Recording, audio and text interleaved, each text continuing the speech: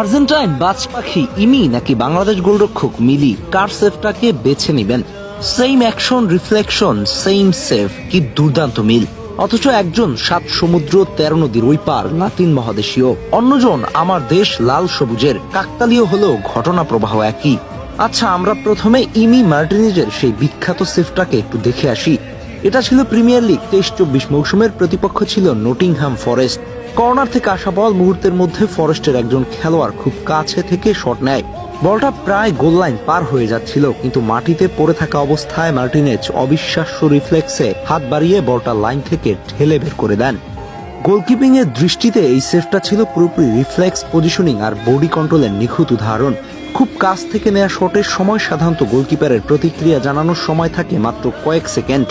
মূলত goal line sense, low centre of gravity এবং মিলি সেকেন্ডের রিফ্লেক্ট দেখিয়ে অ্যাস্টন ভিলাকে রক্ষা করেছিল সেদিন। ঠিক আজও হয়নি তার